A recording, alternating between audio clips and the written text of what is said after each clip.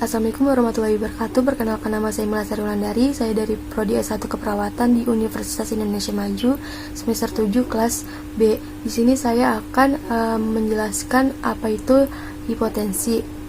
Di dalam tubuh terdapat jantung, di atasnya ada aorta. Di aorta ada suatu tempat atau suatu organ yang letaknya di mana disebut sinus aorta. Di sinus aorta itu mempunyai reseptor, khususnya disebut baroreseptor.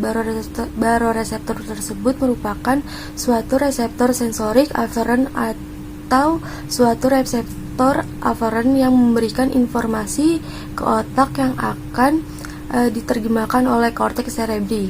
Baroreseptor tersebut termasuk ke dalam nervus efferent yang merupakan nervus kranial yang dibawa nervus kranial ke 10, yaitu nervus vagus. Dari percabangan aorta tersebut akan di atasnya ada arteri karotis komunis. Di arteri karotis komunis itu yang di sebelah kiri ada percabangan lagi, dan di bagian ke atas ada internal dan di bagian bawah ada eksternal. Ada beberapa reseptor yang nantinya merupakan suatu nefron aferen yang memberikan informasi kepada otak terkait adanya gangguan-gangguan seperti tekanan darah di bawah 100 mmHg atau 100 mm air raksa, yang nanti dibawa oleh nervus ke-9, yaitu nervus glossopharyngeus. Baroreseptor tersebut membawa informasi ke dalam spinal cord. Apa sih yang dikerjakan ketika tekanan darah kurang dari 100 mm air raksa? Baroreseptor akan teraktivasi jika regangan dari pembuluh darah meningkatkan dari heart rate atau nadi. Karena dengan meningkatkan heart rate atau nadi, maka ia akan menaikkan cardiac output dengan menaikkan tekanan darah. Lalu akan menstimulasikan vaskomotor center yang sifatnya itu adalah vaskokonstriksi dari pembuluh darah.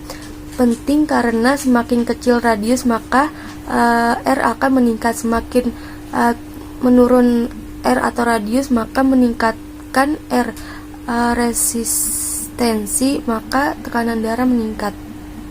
Lalu antara torakal 1 dan torakal 5 ada ganglion proganglion, yaitu change ganglion dan spinal cord. Lalu dari cardiac center akan memberikan sinyal ke ganglion change. Dari ganglion cervical cord akan memberikan informasi ke SA node dan AV node. AV node itu berada di antara septum, interatrium dan atrium kanan. Lalu SA node itu letaknya di bagian superior posterior atrium kanan. Dan cardiac center itu bekerja pada AV node dan SA node. SA node dan AV node mempunyai reseptor, yaitu beta adrenergic receptor, berikatan dengan hormon epinefrin. SA node dan AV node mempunyai reseptor, yaitu beta adrenergic receptor, yang berikatan dengan hormon non-epinefrin atau NE. Akan menstimulasi gistimulasi atau gistimulus atau GS akan mengeluarkan GDP, lalu mengeluarkan GTP, dan GS akan merangsang adrenergic cyclic atau AC, lalu akan merangsang dan merubah ATP menjadi siklik AMP, dan menstimulasi protein siklase REP atau PKA, dan akan merangsang protein kinase REP atau PKA akan merangsang gerbang kalsium banyak yang masuk, sehingga kalsium akan tinggi, akan terjadi kontraksi sehingga terjadi peningkatan dari nadi. Ketika nadi meningkat maka cardiac output juga meningkat. Ketika cardiac output meningkat maka tekanan darah juga meningkat. Lalu akan masuk ke miokard dan merangsang miokardrium. Lalu mempunyai reseptor yang namanya B1 adrenergic receptor, akan merangsang neurotransmitter atau hormon non-epinefrin. Lalu terjadi stimulasi dari GS akan mengeluarkan GDP dan akan mengeluarkan GTP dan mengaktifkan adrenergic siklase. Kemudian akan merubah ATP menjadi siklik AMP dan merubah atau menstimulasikan dari protein kinase A dan akan membuka suatu gerbang channel yang akan masuk ke salah satunya adalah kalsium akan masuk ke dalam miokard. Di dalam miokard, kalsium bertugas untuk menyempitkan jembatan pemisah antara aktin dan miosin atau meningkatkan dari CB atau cross bridge akan meningkatkan dari jantung. Terjadi peningkatan diastolic volume akan meningkatkan stroke volume. Lalu di stroke volume akan dipengaruhi oleh prelude kontraktilitas dan afterload. Dengan adanya peningkatan kalsium di dalam sel miokard, ia akan meningkatkan perlekatan antara aktin dan miosin. Semakin erat maka terjadi peningkatan dari kontraktilitas akan meningkatkan stroke volume. Semakin stroke volume meningkat maka akan meningkatkan cardiac output. Ketika cardiac output meningkat maka akan meningkatkan tekanan darah. Lalu ketika terangsang preganglion change itu yang ada di spinal cord, maka akan merangsang medula adrenal yang ada di sel kromovin, lalu mengeluarkan hormon epinefrin dan non-epinefrin. Lalu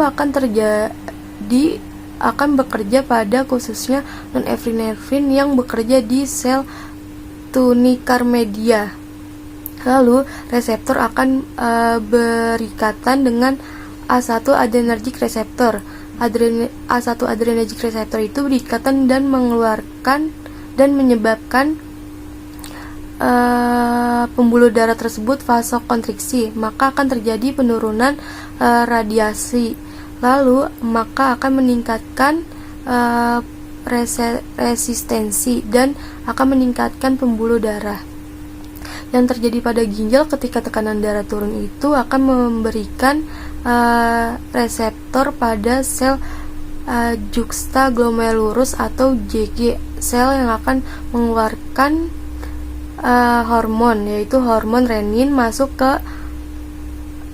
melewati pembuluh darah dan masuk ke dalam hati. Kemudian renin tersebut akan mengaktifkan angiotensin menjadi angiotensin 1 masuk ke melalui pembuluh darah, akan mengoptimalkan kinerja di paru-paru dan akan diubah menjadi angiotensin 2 oleh AC, akan meningkatkan kontraktilitas jantung dan vasokonstriksi dari pembuluh darah, akan meningkatkan maka radius menurun. Ketika radius menurun maka resistensi meningkat. Ketika resistensi meningkat akan meningkatkan tekanan darah. Ketika tekanan darah itu meningkat maka kontraksi meningkat. Ketika kontraksi meningkat akan meningkatkan cardiac output dan akan meningkatkan tekanan darah. Vasomotor mempunyai sel praganglion yang ada di spinal cord, maka akan memberi rangsangan kepada pembuluh darah untuk terjadinya vasokonstriksi dari pembuluh darah tersebut. Ketika tekanan darah turun, maka ginjal tersebut akan mengeluarkan hormon renin yang mengeluarkan angiotensinogen menjadi angiotensinogen 1 diubah oleh AC menjadi angiotensin 2. Lalu di area ginjal paling atas atau bagian adrenal atau medula yang ada di korteks atau korteks glomerulus akan menghasilkan hormon aldosteron yang akan dikeluarkan oleh aldosteron bekerja di tubulus distal. Dari otak ada hipotalamus, hipofisis dan anterior media posterior hipotalamus tersebut akan menyuruh hipofisis posterior mengeluarkan hormon ADH, akan bekerja akan terjadi nefron atau ginjal. Nefron di bagian tubulus ductus collectivus untuk menyaring lebih banyak air 93%, sehingga air tersebut di dalam ductus collectivus adoreseptor V2 reseptor, sehingga akan menstimulasi GS mengeluarkan GDP, akan menghasilkan atau meningkatkan GTP, mengaktifasikan adrenergic siklik, akan mengubah ATP menjadi siklik AMP, berubah menjadi protein kinase A, dan akan mengaktifkan suatu vesikel, khususnya di aquapolim 2 tersebut akan membentuk celah 3 yang ada di ductus collectivus, sehingga akan menarik lebih banyak H2O yang lewat, sehingga ditarik lagi akan kembali di pembuluh darah tersebut. Maka akan terjadi peningkatan cairan di pembuluh darah, maka akan meningkatkan end-diastolic volumenya naik dan meningkatkan stroke volumenya meningkat, akan meningkatkan juga cardiac output dan terjadinya peningkatan tekanan darah tersebut. Sekian dari saya, kurang lebihnya mohon maaf. Wassalamualaikum warahmatullahi wabarakatuh.